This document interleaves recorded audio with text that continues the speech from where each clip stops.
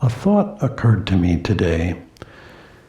I don't know if I dare dignify it with the word inspiration, but the thought came, I remembered a saying or even words referenced in popular music back when I was paying attention to things like popular music in my youth.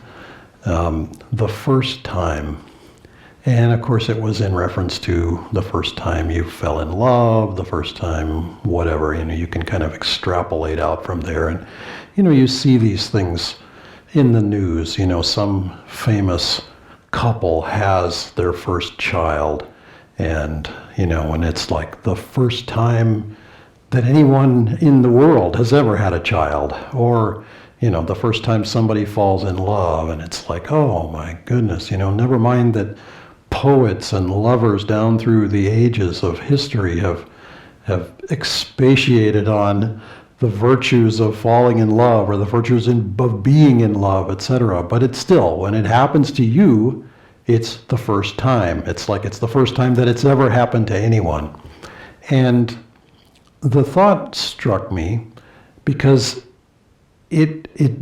doesn't just apply to the positive things or the seemingly so-called positive things in life. I lost a somewhat distant relative in the last few days, and I didn't know this person well. They were not a close relative, but it's just struck me because it sort of ripples through the family, the awareness of people, and people are sad, people are upset naturally. It's a very natural human thing.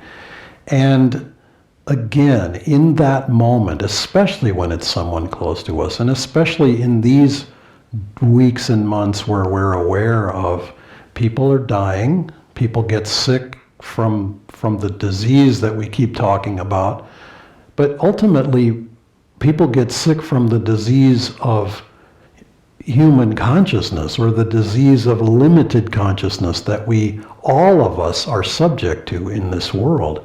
And sooner or later, some of them leave the body.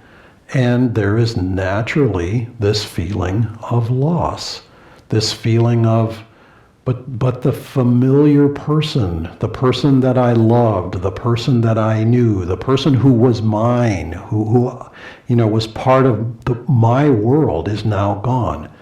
And it's like the first time that anyone has ever felt grief before, because it is so definite and it's so real and it's so present. We wake up in the morning and it's like, oh no, I have to face another day without whatever it is, whoever it is.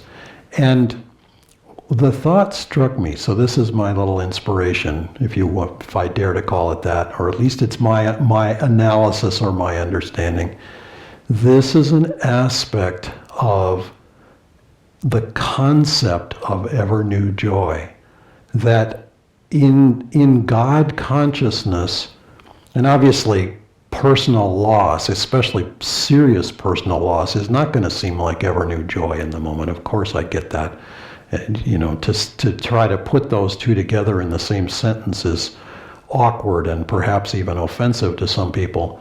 But nevertheless, there is in the consciousness of the infinite, there is the realization that in this world, life it's always going to go up and down. There's always going to be a pain or a pleasure, a happiness or a sorrow, and they're always going to kind of tend to balance each other out like waves on the ocean. A child is born and people are just thrilled beyond compare.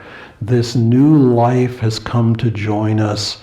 This new being, this new joy has come into our lives.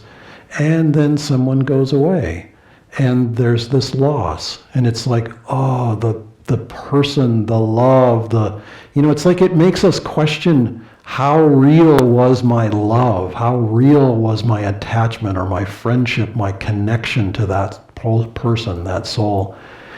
Because now they're gone and we struggle to remember all the wonderful times that we had together, etc.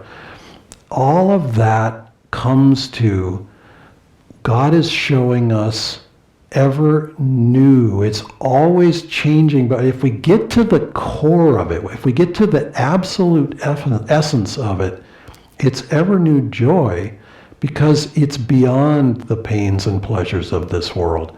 That takes wisdom. That takes a deep, in fact, it really, I think I would say it takes God's grace to be able to see that, especially when we can see the losses in our lives as just another expression of God's grace. God is giving us life. God is giving us the friendship and the joy of people coming into our lives. And he's also taking away certain ones from time to time. You know, players are coming onto the stage, players are leaving the stage.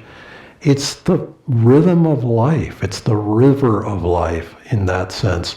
And so we have to learn in our lives to view the longer rhythms with detachment, but also to recognize that God's blessing ultimately is ever new joy. And we will find that. We have to look for it inside, but we will ultimately find it.